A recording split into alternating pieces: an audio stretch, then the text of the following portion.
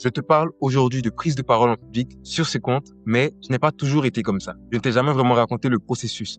Comment je suis passé de personnes timides à personnes qui aujourd'hui arrivent à s'exprimer devant plus de 700 personnes. Bien voici, je t'explique tout. En 2022, j'étais une personne, comme je l'ai dit, très timide. Très timide. Au point où je n'arrivais pas à discuter avec mon groupe d'amis, je n'arrivais pas à demander des choses à mes parents, à leur parler normalement, surtout à mon père. Et même pour me prendre en selfie, j'avais un gros problème à cause de la honte. Mais comment s'est fait le déclic? Un jour, on était en classe, le prof de français est rentré dans la salle de classe et il a constitué plusieurs groupes. Et dans l'un de ces groupes, moi j'étais chef de groupe. Donc on devait préparer des exposés pour, dans quelques jours, le présenter. Moi, je me souviens qu'avec mon groupe, on avait préparé notre exposé. J'avais même écrit ma partie sur toute une feuille. Tout ce que je devais dire du début à la fin, j'avais écrit sur une feuille et j'avais sur moi. Mais je me souviens que lorsque le professeur a dit à Samoa et son groupe, venez sur scène, venez parler, là, directement, j'étais encore assis. Mais je me suis mis à trembler. Je me suis levé, j'ai pris mon courage à deux mains, je suis parti sur la scène et ce qui s'est passé, c'est que bien que j'avais ma feuille entre les mains, ce jour-là, je lis, mais je me trompe, je bégayais. Et là, je regarde la scène et je vois certains de mes amis en train de rire. Je vois certains élèves, certains camarades en train de discuter entre eux, en train de bavarder. Et tout à coup, ça crée comme un court-circuit en moi qui fait que je continue de bégayer encore plus. Je stresse encore plus. J'ai encore plus peur. La peur est encore plus présente que jamais. Mais je fais mon effort et je termine la prise de parole. Franchement dit, à ce moment-là, je suis déçu. C'est comme si le monde s'était arrêté parce que bien que moi, j'avais juste introduit, c'est-à-dire qu'il y avait mes camarades qui devaient continuer, je me focalisais plus sur le travail, mais j'étais en train de me focaliser sur ça s'est mal passé, les gens se sont moqués de moi, j'ai bloqué, etc. Je me sentais pitoyable, inférieur. Et je me souviens que c'est ce jour-là que j'ai eu le déclic, que je me suis dit non, je veux plus jamais que ça recommence. Je ne veux plus jamais retourner devant un public et me sentir inférieur, pitoyable comme je me suis senti. C'est depuis ce jour-là que j'ai entrepris de me former à la prise de parole.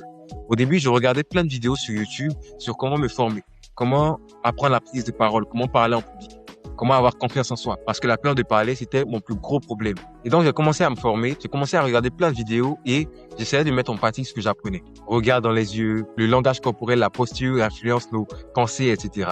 Et tout ça, j'ai commencé à regarder plein de vidéos de développement personnel en même temps qui m'ont façonné, qui ont participé aussi à cette confiance aujourd'hui que j'ai avec la prise de parole. Mais arrivé à un moment, en 2023, j'ai entrepris de me lancer sur les réseaux. J'ai voulu me lancer dans la création de contenu. Au début, c'était pas pour parler de prise de parole. Parce que à ce moment-là, franchement dit, bien que j'avais un peu plus confiance en moi, j'étais pas encore un as en prise de parole. Et je ne suis pas toujours parce que on ne finit jamais d'apprendre. Ce que j'aimais par-dessus tout, c'était le développement personnel.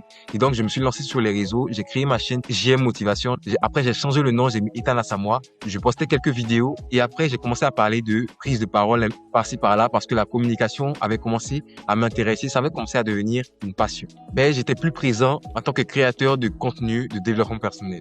Et de 2023 à 2024, je postais que des persos. Mais je n'avais jamais vraiment dépassé la barre des 1000 abonnés. Jusqu'en fin décembre 2024. Et fin 2024, j'avais commencé à parler un peu plus d'art oratoire. Et j'avais vu que mon audience était beaucoup plus intéressée par l'art oratoire que par le développement personnel. J'ai vu que moi aussi, à cause des vidéos que j'avais regardées, parce que j'avais lu d'autres livres, parce que j'avais participé à des formations, j'avais certaines compétences en prise de parole, j'ai commencé à parler d'art oratoire. Et vu que ça plaisait plus à mon audience, j'ai supprimé mon compte où je parlais de développement personnel et j'ai recommencé tout à zéro.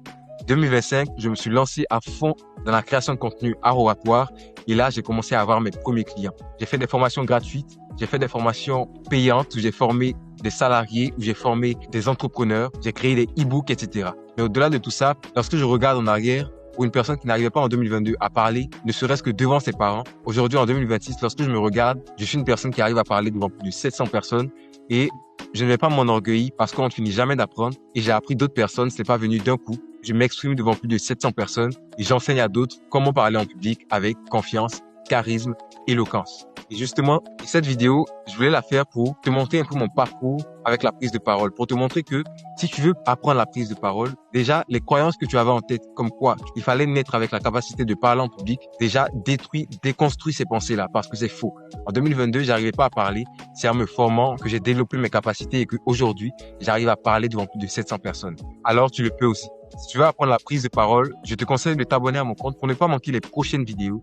de liker si cette vidéo t'a plu, de l'enregistrer et de la partager à d'autres personnes pour qu'elles puissent gagner confiance en elles et se dire que c'est possible pour elles aussi d'apprendre la prise de parole. Et si tu veux rapidement faire passer tes prises de parole à un niveau supérieur, j'ai créé pour toi plusieurs e-books basés sur mon expérience, sur des études scientifiques et sur mes méthodes de coaching pour t'aider à passer à un autre palier. Pour les télécharger, clique dans la description et tu trouveras tous les liens pour te rediriger et faire passer tes prises de parole à un niveau supérieur. Tu es à un seul clic de devenir un orateur éloquent, charismatique et captivant.